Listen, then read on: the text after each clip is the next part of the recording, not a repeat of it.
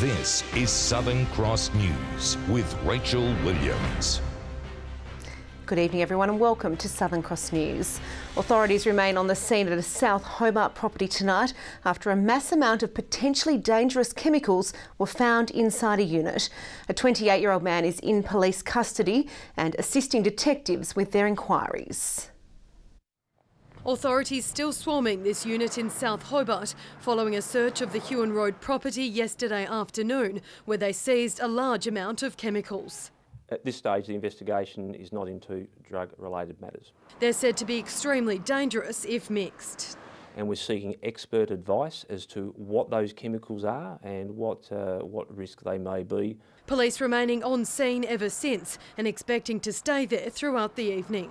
It's important that they are addressed the way they're dressed for their safety, and we use them to go in first to just ensure that the scene is safe. Residents from around the property have been evacuated as a precaution. The situation is well under control. We trained for this and it's being contained, and there's no risk to the community.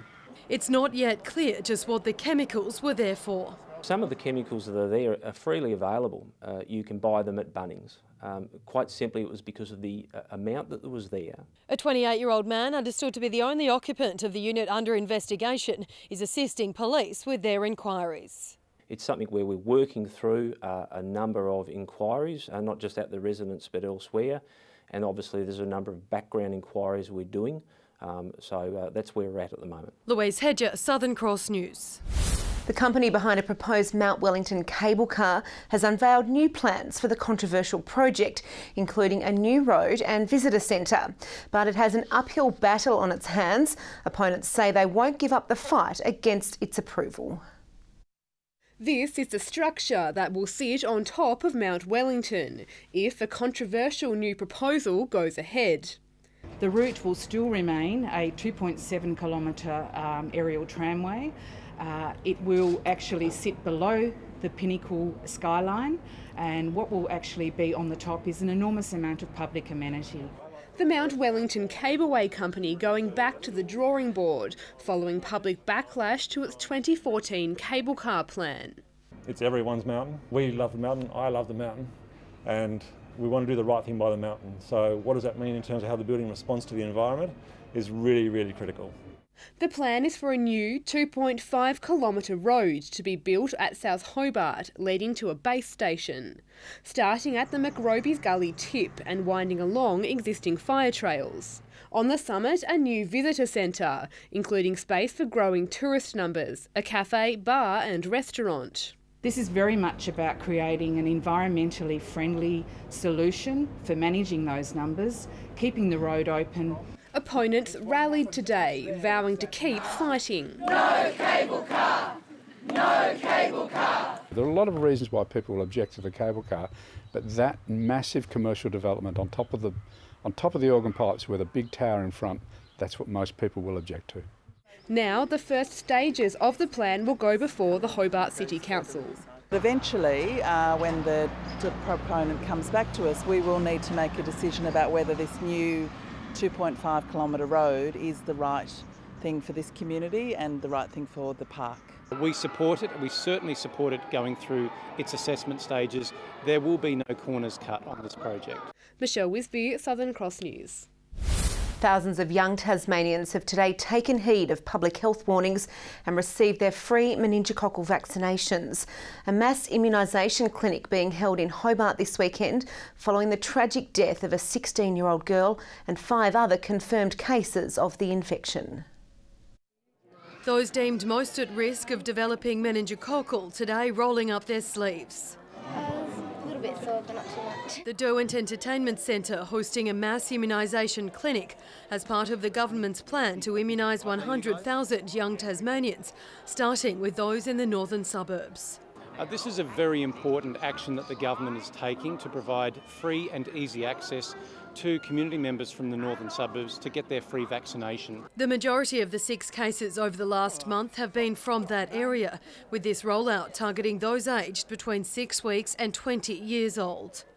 The public health advice on this is very clearly that the more at-risk group is the under 21s, and that we can obtain herd immunity through initiatives like this one, which will provide also coverage for other age groups as well.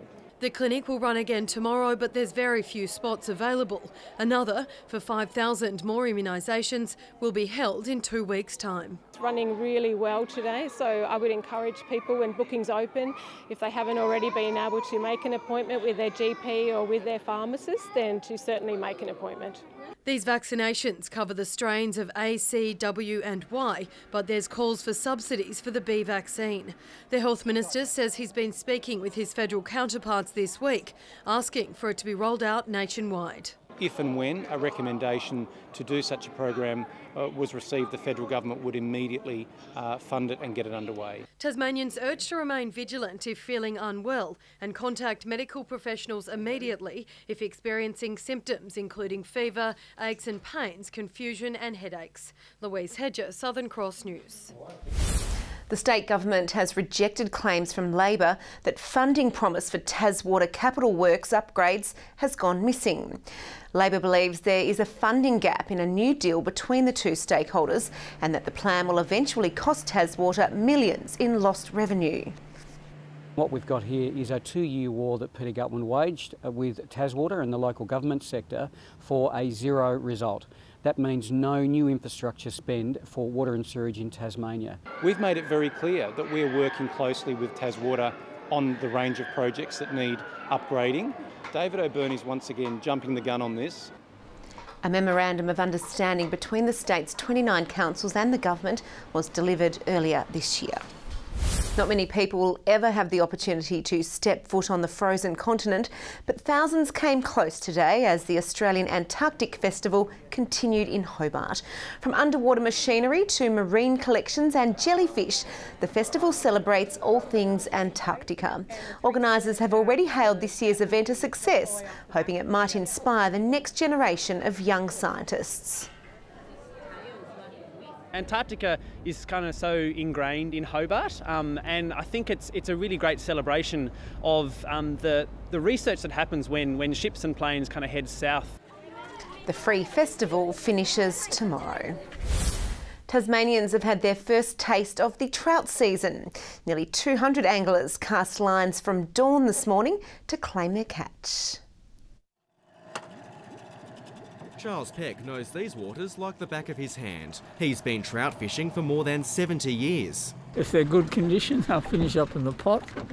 I have a waiting list of friends who like trout. He had to beat his younger brother Ian to the best spots. Just enjoy a bit of water to be on. Along with nearly 200 other anglers as well, each finding a space on Four Springs Lake in the Meander Valley.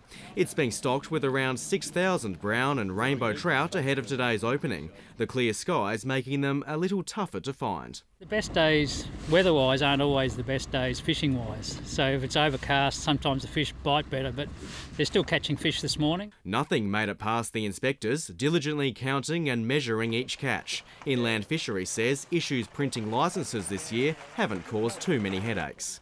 We expect those to be in letterboxes next week. A new platform has improved access for those looking for a bite, giving everyone a chance to take home some trout. At least 5, because that's the bag limit. Tom Johnson, Southern Cross News. There have been some big margins in the TSL, starting with Glenorchy pummelling the Tigers at Twin Ovals. Reece Mott best on ground for the Magpies in the commanding 75-point win. In other games, Taylor Whitford kicked 7 in the one-way traffic for North Launceston against the D's, and Launceston has cleaned up Clarence at Windsor Park. Mitch Thorpe had some special attention in the forward line, but they should have been worrying about Jamison House. He slotted the first for the Blues before Chase Jones converted from a free kick to increase the buffer. Thorpe made his first entry on the scorecard midway through the first quarter as things got worse for Clarence when a marking contest ended with a player winded on the ground. Relief didn't arrive until the second term when Trent Standard weaved into space, outran his opponent and Julie Gold. But this really was Launceston's day. Thorpe, the main enforcer, sending home 6 majors over the afternoon.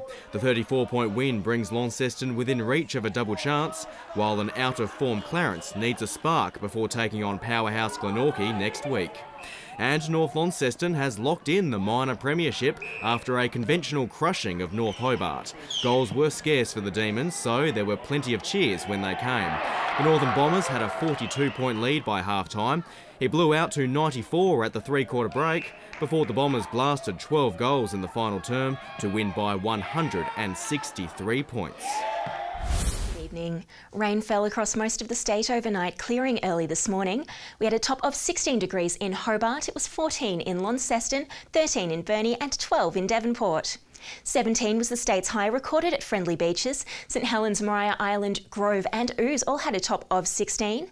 Flinders Island, Lowhead and Strawn 14. 13 was the top at King Island and Smithton, and it was 8 at Lyowini. Mid to high clouds sat over the state today, extending across the Bight ahead of the front and complex low over WA. Tomorrow that cold front crosses the eastern states with a series of troughs to follow. Looking to the coast, northerly winds 15 to 25 knots, reaching 30 about the west, seas 2 to 3 metres. There is a strong wind warning for waters between Southeast Cape and Stanley, a small craft wind alert for the Central Plateau Lakes. Cloud over Hobart tomorrow, a top of 16, the same for Richmond, Ooze 15. Launceston showers 15, Devonport showers increasing 14, Deloraine 12. Burnie showers 14, Strawn 15, Curry 16 degrees, and a partly cloudy day in the east. St Helens and Whitemark both looking at a top of 16, Swansea 17. Looking ahead to next week, rain across the state on Monday, contracting to the north, west and far south in the evening. Tuesday mainly fine, apart from showers in the north, west and far south of the state.